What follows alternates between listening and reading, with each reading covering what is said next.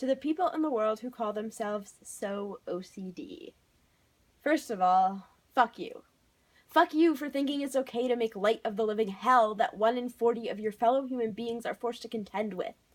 For thinking that being a perfectionist is the same thing as thinking you don't deserve to live because of the dark, violent images a disease fills your head with. And I really am sorry, because deep down I know it's not fair to take my anger out on you. I know that I'm also mad that I have to fight this thing every day and you don't. That society deems me weaker than you. That I've been at this thing for 5 years and there are still days when I question my worth. I also know that you don't know any better, that you're just ignorant, that you don't mean to hurt anyone. But it's hard not to be angry, because despite whatever great intentions you might have, your words are still so painful. Even if we are strangers across the world, thousands of miles away from each other. Of course, you hurt me at the societal level, contributing to the myth that mental illness is not legitimate, does not deserve validation, that it's nothing more than a clean room or an organized binder. You know something? My room looks like shit. Sometimes you can't even see the floor. And I don't even keep binders. I just have piles of random papers in my backpack. But that doesn't mean I'm not tortured with repetitive, intrusive thoughts. That my OCD hasn't convinced me that I'm terrible for years. And every time you say, I'm so OCD, you perpetuate this idea that the things I've gone through, the things I've felt, have been nothing, have carried no weight in this world. You invalidate the pain I and so many people have experienced.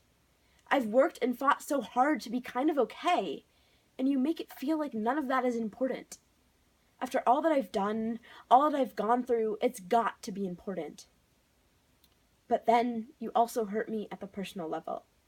You helped spread this idea that not only is OCD as simple as wanting a clean house, but it's limited to things like cleanliness. The truth is, OCD is just intrusive thoughts paired with repetitive, obsessive behaviors. It has a broad scope of topics it can manifest as. Not just because of you, but also the media, I've always felt like my OCD was the dark kind. The kind that no one else could understand.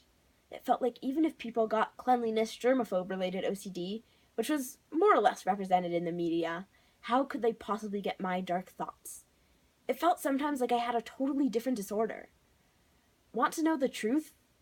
I get obsessive, intrusive thoughts about hurting the people I care about the most. I can't control them. It's kind of like this disease has taken over my brain, and it's tricking me into believing these terrible fake thoughts are my own. This is combined with compulsions, like confessing my thoughts as if they were sins. Basically, my OCD centers around obsessive morality. And I have to live with this force that is really good at convincing me I'm a terrible person all the time. So now maybe you can see why it hurts so much when you act as if all there is to this terrible disease is a love of cleanliness.